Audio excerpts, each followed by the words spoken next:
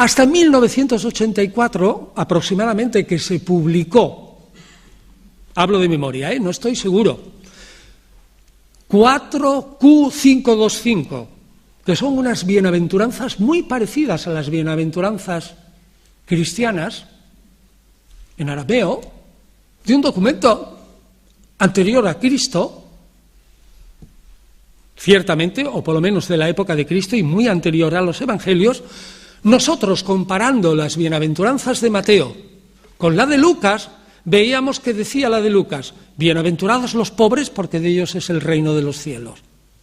Pero Mateo dice: bienaventurados los pobres de espíritu, porque de ellos es el reino de los cielos.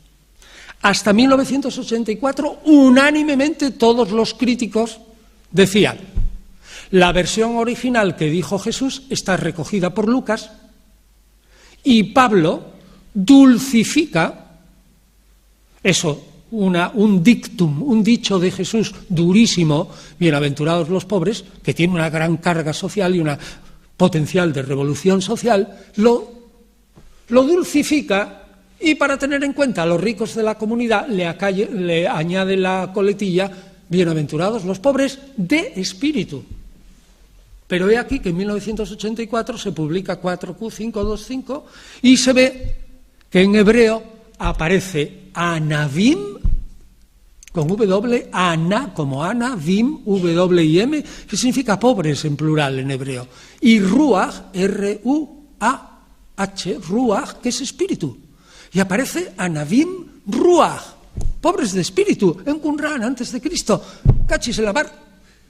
El que puso probablemente lo auténtico es Mateo, y Lucas fue el que enmendó y simplificó, o tiene otra tradición. ¿Y qué diablo significa eso de pobres de espíritu? Bueno, pues en realidad no lo sabemos, O sea, porque no hay ningún diccionario de la antigüedad que nos diga que es pobres de espíritu, pero probablemente, como sí conocemos los que son los pobres de Yahvé, es decir, los pobres de Yahvé, que son todos los profetas que luchan por mantenerse intactos de la afición a la riqueza y luchan contra los ricos explotadores. Esos son todos los profetas y muchos apocalípticos que son pobres de Yahvé y que luchan socialmente por los pobres. Es un movimiento judío.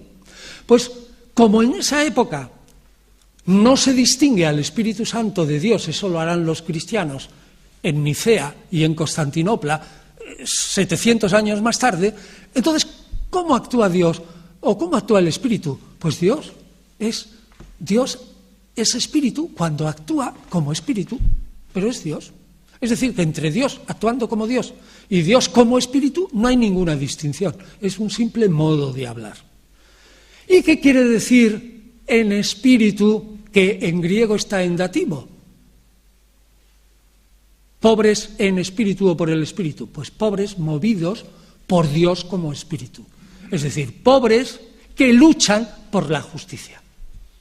O sea, probablemente no se refiere, que sí también, solo a los pobres de riqueza, faltos de riqueza, sino a los pobres que no tienen la pretensión de ser ricos y por ser ricos machacan a quien no tiene riquezas. Probablemente eso es lo que significa.